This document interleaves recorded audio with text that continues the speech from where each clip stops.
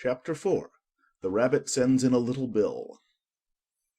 It was the White Rabbit trotting slowly back again, and looking anxiously about as it went, as if it had lost something, and she heard it muttering to itself. The Duchess, oh my dear paws, oh my fur and whiskers! She'll get me executed, as sure as ferrets are ferrets. Where can I have dropped them, I wonder? Alice guessed in a moment that it was looking for the fan and the pair of white kid gloves, and she very good-naturedly began hunting about for them, but they were nowhere to be seen. Everything seemed to have changed since her swim in the pool, and the great hall, with the glass table and the little door, had vanished completely. Very soon the rabbit noticed Alice as she went hunting about, and called out to her in an angry tone. Why, Mary Ann, what are you doing out here? Run home this moment and fetch me a pair of gloves and a fan. Quick now! And Alice was so much frightened that she ran off at once in the direction it pointed to, without trying to explain the mistake it had made. "He took me for his housemaid," she said to herself as she ran. "How surprised he'll be when he finds out who I am! But I'd better take him his fan and gloves. That is, if I can find them." As she said this, she came upon a neat little house, on the door of which was a bright brass plate with the name W. Rabbit engraved upon it. She went in without knocking, and hurried upstairs, in great fear lest she should meet the real Mary Ann, and be turned out of the house before she had found the fan and gloves. "How queer it seems," Alice said to herself, "to be going messages for a rabbit. I suppose Dinah'll be sending me on messages next." and she began fancying the sort of thing that would happen. "Miss Alice, come here directly and get ready for your walk. Coming in a minute, nurse, but I've got to see that the mouse doesn't get out. Only I don't think," Alice went on, "that they'd let Dinah stop in the house if it began ordering people about like that." By this time she had found her way into a tidy little room with a table in the window, and on it, as she had hoped, a fan and 2 or 3 pairs of tiny white kid gloves. She took up the fan and a pair of the gloves, and was just going to leave the room when her eye fell upon a little bottle that stood near the looking-glass. There was no label this time with the words "Drink me," but nevertheless she uncorked it and put it to her lips. "I know something interesting is sure to happen," she said to herself, "whenever I eat or drink anything, so I'll just see what this bottle does. I do hope it'll make me grow large again, for really I'm quite tired of being such a tiny little thing." It did so indeed, and much sooner than she had expected. Before she had drunk half the bottle, she found her head pressing against the ceiling, and had to stoop to save her neck from being broken. She hastily put down the bottle, saying to herself, "That's quite enough. I hope I shan't grow any more. As it is, I can't get out at the door. I do wish I hadn't drunk quite so much." Alas, it was too late to wish that. She went on growing, and very soon had to kneel down on the floor. In another minute there was not even room for this, and she tried the effect of lying down, with one elbow against the door and the other arm curled round her head. Still she went on growing, and as a last resource she put one arm out of the window and one foot up the chimney, and said to herself, "Now I can do no more, whatever happens. What will become of me?" Luckily for Alice, the little magic bottle had now had its full effect, and she grew no larger. Still it was very uncomfortable, and as there seemed to be no sort of chance of her ever getting out of the room again, no wonder she felt unhappy. "It was much pleasanter at home," thought poor Alice, "when one wasn't always growing larger and smaller and being ordered about by mice and rabbits. I almost wish I hadn't gone down that rabbit hole, and yet it's rather curious, you know, this sort of life. I do wonder what can have happened to me. When I used to read fairy tales, I fancied that kind of thing never happened, and now here I am in the middle of one. There ought to be a book written about me, that there ought, and when I grow up, I'll write one. But I'm grown up now." she added in a sorrowful tone. "At least there's no room to grow up any more here. But then," thought Alice, "shall I never get any older than I am now? That'll be a comfort one way, never to be an old woman. But then, always to have lessons to learn. Oh, I shouldn't like that." "Oh, you foolish Alice," she answered herself. "how can you learn lessons in here? Why, there's hardly room for you, and no room at all for any lesson books." And so she went on, taking first one side and then the other, and making quite a conversation of it altogether. But after a few minutes she heard a voice outside, and stopped to listen. Mary Ann, Mary Ann, said the voice. fetch me my gloves this moment." Then came a little pattering of feet on the stairs. Alice knew it was the rabbit coming to look for her, and she trembled till she shook the house, quite forgetting that she was now about 1,000 times as large as the rabbit, and had no reason to be afraid of it. Presently the rabbit came up to the door and tried to open it, but as the door opened inwards and Alice's elbow was pressed hard against it, that attempt proved a failure. Alice heard it say to itself, "Then I'll go around and get in at the window." That you won't, thought Alice, and after waiting till she fancied she heard the rabbit just under the window, she suddenly spread out her hand and made a snatch in the air. She did not get hold of anything, but she heard a little shriek and a fall and a crash of broken glass, from which she concluded that it was just possible it had fallen into a cucumber frame or something of the sort.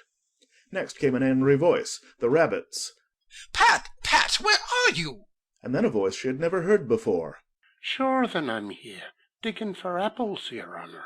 "Digging for apples, indeed!" said the rabbit angrily. "Here, come and help me out of this." Sounds of more broken glass. "Now tell me, Pat, what's that in the window?" Sure, it's an arm, your honour. He pronounced it arum. "An arm, you goose? Who ever saw one that size? Why, it fills the whole window." Sure it does, your honour, but it's an arm for all that. "Well, it's got no business there, at any rate. Go and take it away." There was a long silence after this, and Alice could only hear whispers now and then, such as, Sure, I don't like it, your honour, at all, at all. "Do as I tell you, you coward." and at last she spread out her hand again and made another snatch in the air. This time there were 2 little shrieks, and more sounds of broken glass. What a number of cucumber frames there must be, thought Alice. I wonder what they'll do next. As for pulling me out of the window, I only wish they could. I'm sure I don't want to stay in here any longer. She waited for some time without hearing anything more. At last came a rumbling of little cartwheels, and the sound of a good many voices all talking together. She made out the words, "Where's the other letter?" Why, I hadn't to bring but one. Bill's got the other. "Bill, fetch it here, lad. Here, put 'em up at this corner."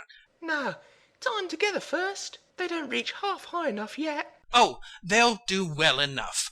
Don't be particular. Here, Bill, catch hold of this rope. Will the roof bear? Mind that loose slate. Oh, it's coming down. Heads below." a loud crash.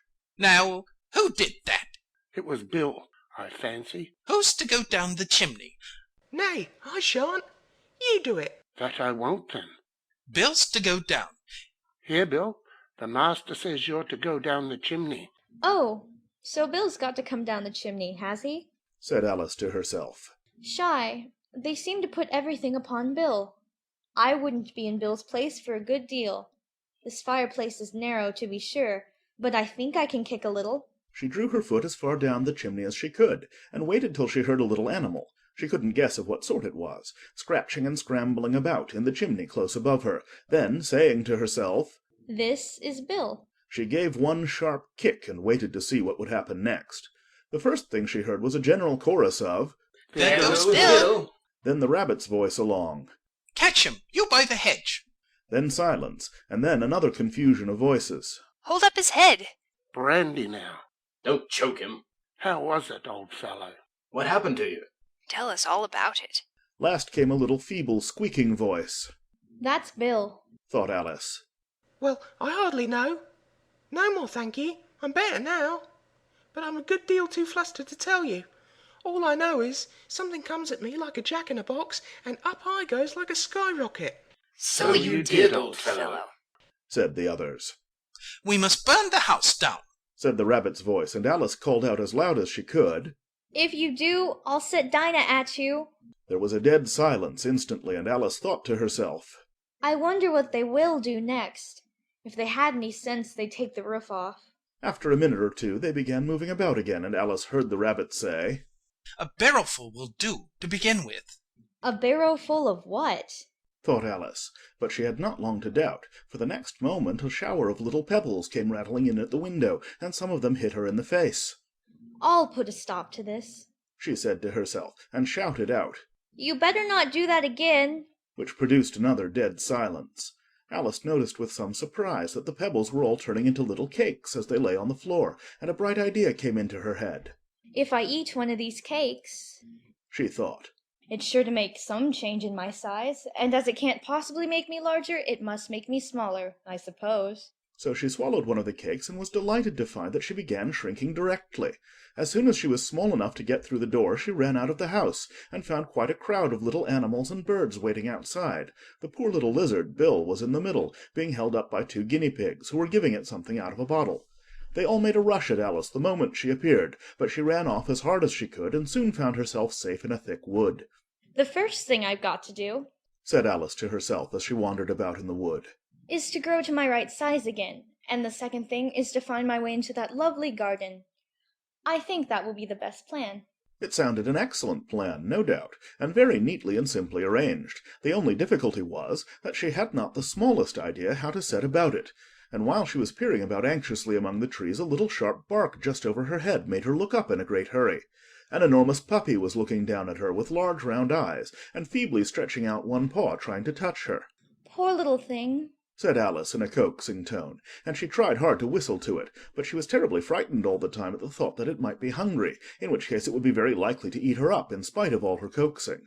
Hardly knowing what she did, she picked up a little bit of stick and held it out to the puppy, whereupon the puppy jumped into the air off all its feet at once, with a yelp of delight, and rushed at the stick and made believe to worry it.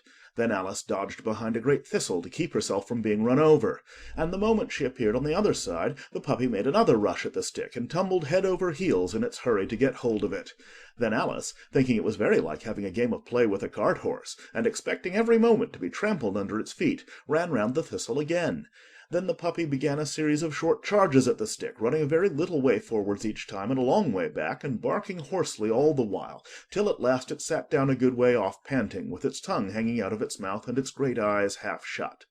This seemed to Alice a good opportunity for making her escape, so she set off at once and ran till she was quite tired and out of breath, and till the puppy's bark sounded quite faint in the distance.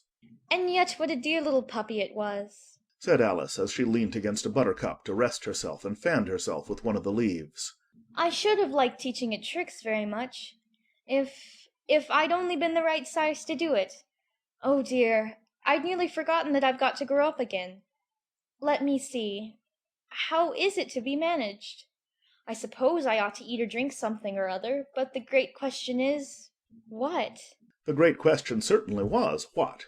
Alice looked all round her at the flowers and the blades of grass, but she did not see anything that looked like the right thing to eat or drink under the circumstances. There was a large mushroom growing near her, about the same height as herself, and when she had looked under it, and on both sides of it, and behind it, it occurred to her that she might as well look and see what was on the top of it. She stretched herself up on tiptoe and peeped over the edge of the mushroom, and her eyes immediately met those of a large caterpillar that was sitting on the top with its arms folded, quietly smoking a long hookah, and taking not the smallest notice of her or of anything else. End of chapter 4.